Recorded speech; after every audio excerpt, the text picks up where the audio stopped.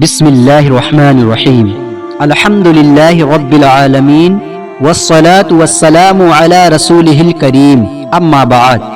میرے عزیز بھائیوں اور بہنوں، اسلام نے جس گناہ پر سب سے زیادہ سختی فرمائی ہے ان میں سے ایک جھوٹ بھی ہے۔ قرآن کریم میں اللہ تعالی نے جھوٹوں کے بارے میں فرمایا فَنَجْعَلَ اللَّعْنَةَ اللَّهِ عَلَى الْكَاذِبِينَ، جھوٹوں پر اللہ کی لعنت ہے۔ سوچو، وہ زبان جسے اللہ نے ذکر کے لیے بنایا اگر وہ جھوٹ میں لگ جائے تو پھر برکت کہاں رہے گی؟ حدیث مبارکہ میں اللہ کے رسول صلی اللہ علیہ وسلم نے فرمایا، جھوٹ آدمی کو گناہ کی طرف لے جاتا ہے اور گناہ اسے جہنم تک پہنچا دیتا ہے۔ آپ صلی اللہ علیہ وسلم نے یہ بھی فرمایا، مومن ہر گناہ کر سکتا ہے لیکن جھوٹا نہیں ہو سکتا۔ اسلامی مثال سمجھے، حضرت عمر ابن عبد العزیز رحمت اللہ علیہ کے پاس ایک شخص آیا۔ لوگوں نے کہا یہ بہت سچا ہے۔ آپ نے فرمایا اگر یہ سچا ہے تو اس کے چہرے پر نور ہوگا۔ کیوں؟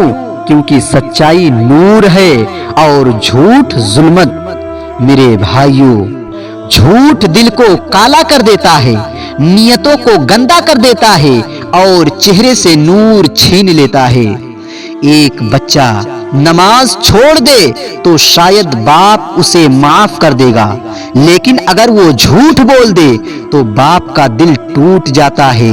کیوں؟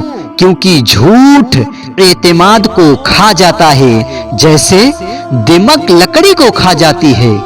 تو یاد رکھو، جس گھر میں جھوٹ ہو وہاں سکون نہیں رہتا، جس زبان پر جھوٹ ہو اس میں نور نہیں رہتا، اور جس دل میں جھوٹ بس جائے اس میں ایمان کا مزہ نہیں رہتا۔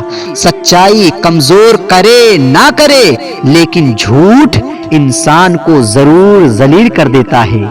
اے پروردگار، ہمیں سچ بولنے والا بنا، ہماری زبانوں کو جھوٹ سے پاک فرما اور ہمیں ان لوگوں میں شامل کر جن کی زبانیں، دل اور عمل سب تیرے نور سے روشن ہو۔ آمین یا رب العالمین۔